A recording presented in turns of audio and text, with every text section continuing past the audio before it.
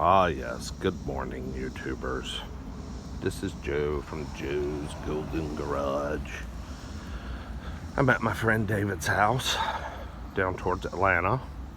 It's the guy with the silver 09 4Runner that has 52,000 miles that I filmed back at Christmas that a lot of people have liked.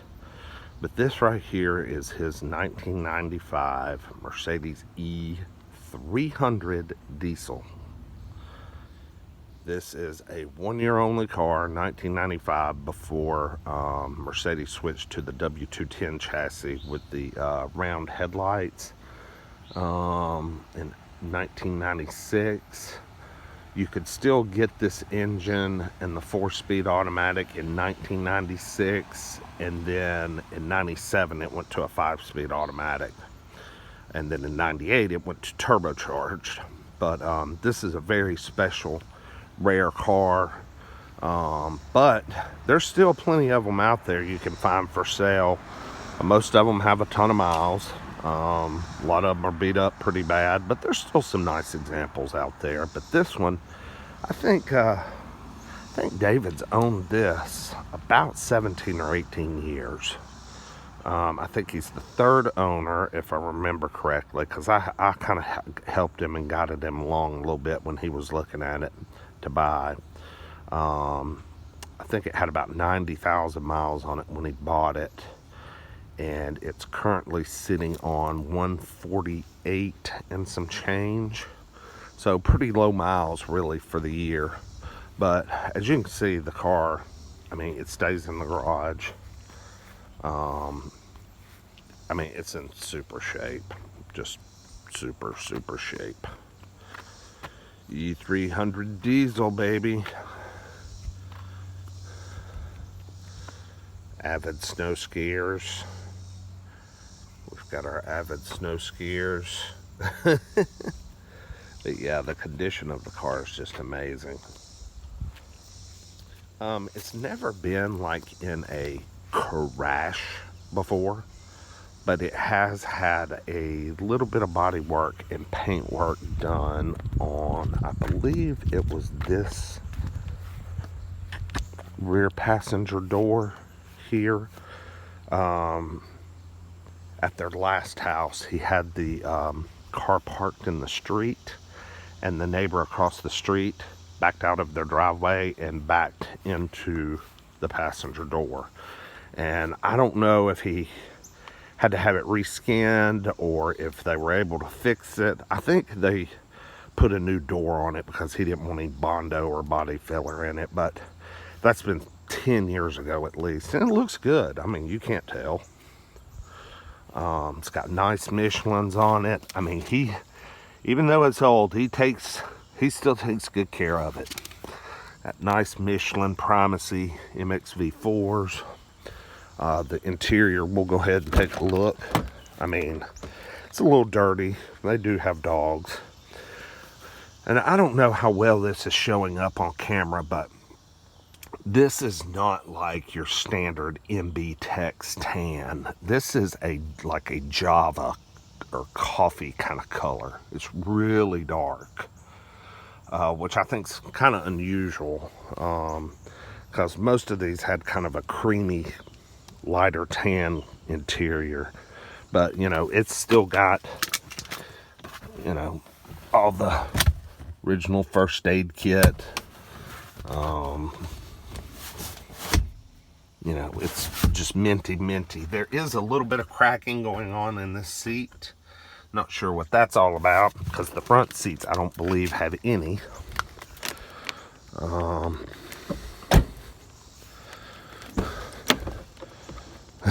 There's all his service records he's got shoved in the darn door pocket there. He's crazy.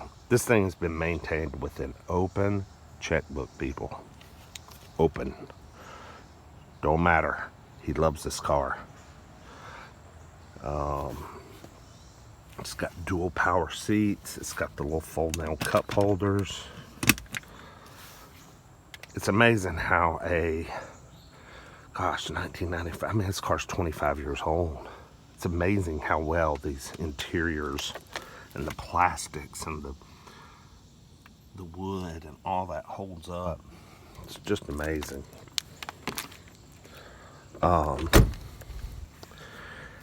Just in recent years, I'll just do a little quick, that's my sob, but that's their 01 Tundra they bought new, and that's their new Tundra there, and you can see a little piece of the 4Runner there. But since David primarily started driving the 4Runner, this car just pretty much sits in the garage and is a fair weather driver because the air conditioning finally played out on it, and he has always fixed everything that has gone wrong with this car. But when the AC went out and he got a quote for how much it was going to cost to replace everything, he decided, well, maybe it's time to just let this be a winter and nice day driver and not worry about it. Because Mercedes charges, a good Mercedes technician charges about 14 hours labor to take out that dashboard to get to the evaporator core, which is the main culprit behind the failure of these 124 AC.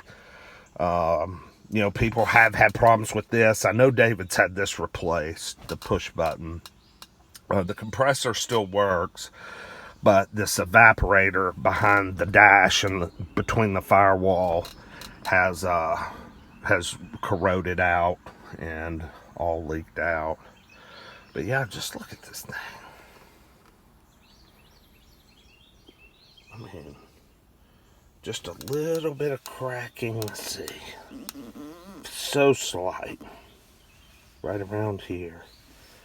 Most of these are just eat up by now, but not this one. Which goes to show it's garage to life. The radio is original, the Mercedes radio. It is it was a common problem too for a lot of these Mercedes radios, just to something shorts out and it creates a draw on the battery and pulls the battery down on the car, and you come out and have a dead battery in the mornings. Most people just disconnect them, but this one's not disconnected. It will still come on and you can play it. You just got to leave it turned off before you get out, otherwise it'll draw the battery down by morning. Now, you know, of course I realize when you turn the ignition off, the radio's going to go off, but you actually physically have to turn the radio off before you park it for the evening. This is a cold start. Said something's going on with the glow plug relay. So we got, I mean, there's a couple little things, but this car's been largely put up for the past several months. The glow plug relay is not working. The light comes on after you crank the car. But just to show, this thing will crank no matter what, with little fuss. A Mercedes diesel that cranks without a proper glow is a sign of a good diesel engine that still has lots of life left in it, good compression. This 606 diesel is just, these things are just phenomenal. These are really my favorite diesels. I know the W123 5-cylinder turbo diesel is still regarded as the best, you know, million-mile club over and over again, still on the road. But this inline 6 that Mercedes offered,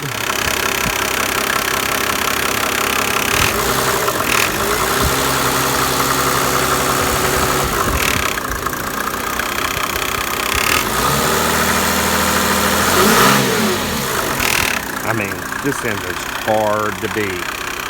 It's just a plain old naturally aspirated inline 6.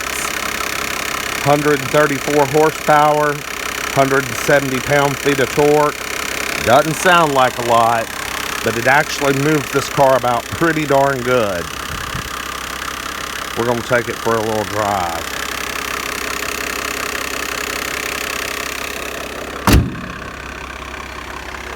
Yep, actually moves this car along real well. I mean, look at the roof, how the paint still looks like new. I mean, this and the hood, it's a garage queen. Now there's the glow plug light on now. It'll go out in a second. So yeah, it does have a few little small problems that need to be straightened out. The power seat switch is a little bit finicky. You have to work with it a little bit, but all the windows still work. Even the automatic function still works. Sunroof still works.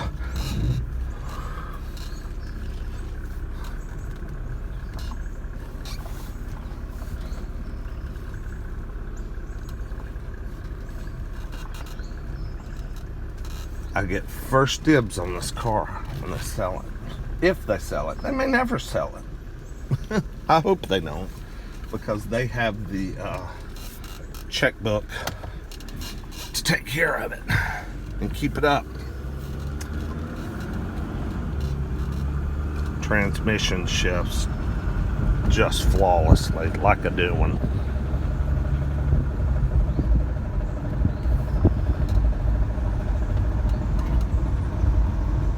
148,407. Good oil pressure. Just a good running old diesel. We're going to pull out here on a major 4-lane highway where I will be doing full throttle acceleration uphill. So that should be interesting. But I did it last night with 4 people in the car as we went to dinner, and buddy, she just trucked right up that hill. You get, I've driven this car on a trip from down here in Atlanta to Chattanooga with my friend David before, and he let me drive, and you can set the cruise control on 80 miles per hour in this car, and it will cruise 80. That's its happy spot. It'll cruise it all day. All right, here's where we're pulling out onto the major 4-lane. Oh, nobody's coming. All right, full throttle uphill.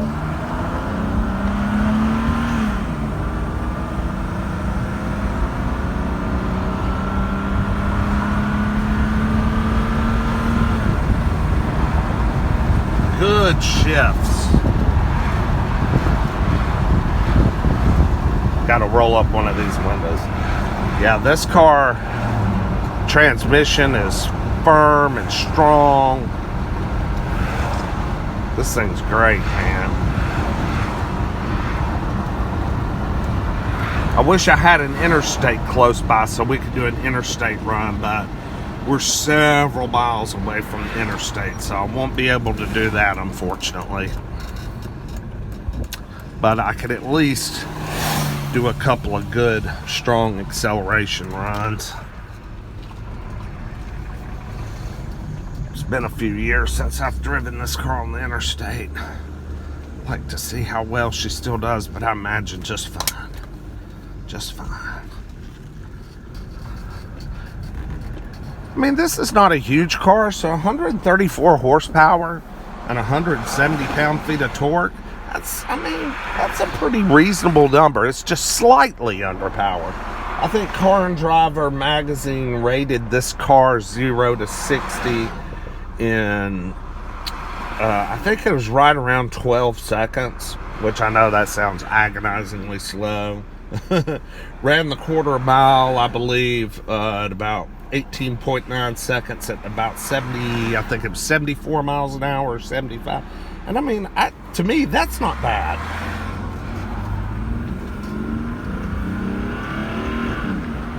Full throttle. This engine is so smooth. That's 0 to 60 right there. She is a runner, buddy. Not bad. If that was 12 or 13 seconds to 60, I can live with that. That keeps up with modern day traffic just fine. We'll go down here and do another pull. Keeps good oil pressure, good temperature. I mean, she's a champ.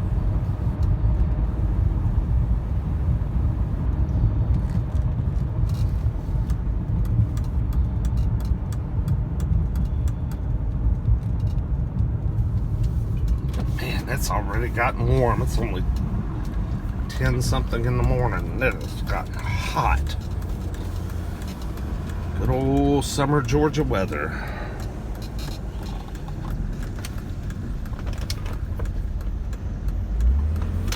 Now this 0 to 60 is a little bit downhill, so we'll have an advantage here.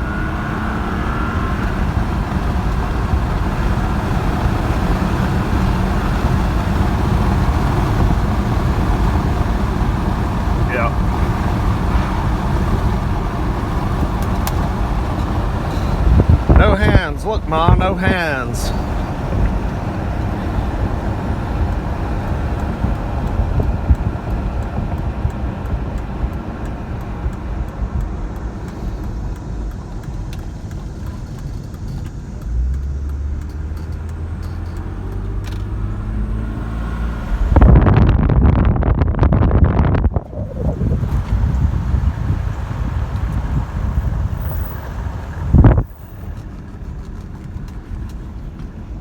Love that 3 pointed star showing the way.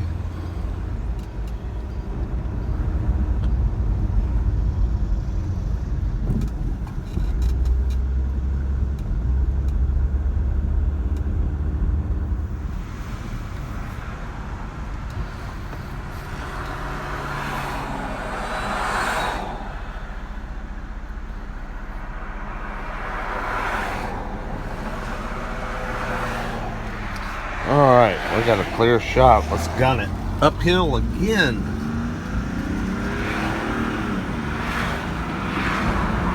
I mean, this thing's so smooth. To be an old diesel, golly.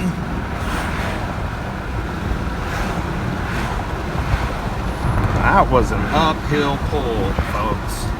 So strong. This would smoke a 300 turbo diesel, a 1985 or less. Easily smoke it. Easy. Alright, we're going to do one last pull here. And then we're going to need to head back to the house. I'm going to try and see if I can do one of the tundras. But wasn't this a neat car? This is such a special car. So special. Just don't find them in this condition anymore, unless some little old ladies had it tucked away in a garage somewhere. Most of these have been used up, but if you go out there and look, there's still a few on the road for sale for a few $1,000. Probably got 200,000 or 300,000 miles.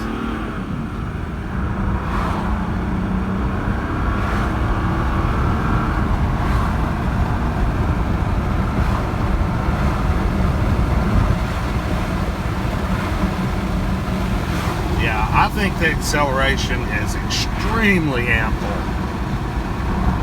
to be naturally aspirated.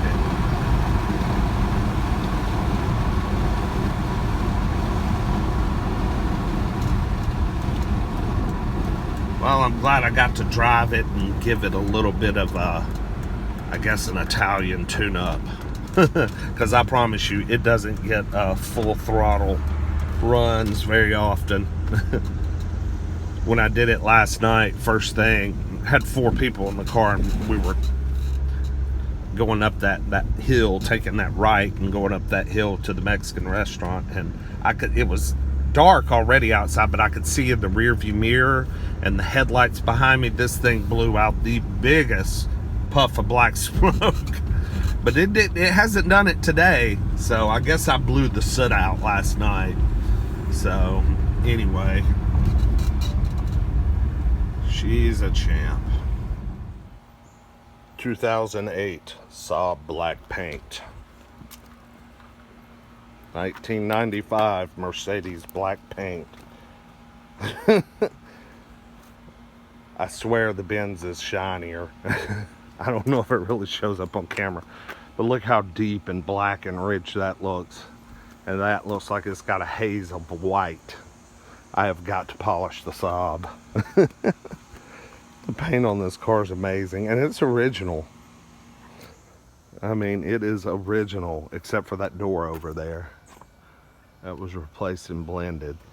All this original. Crazy, crazy. But I'll do it from right here.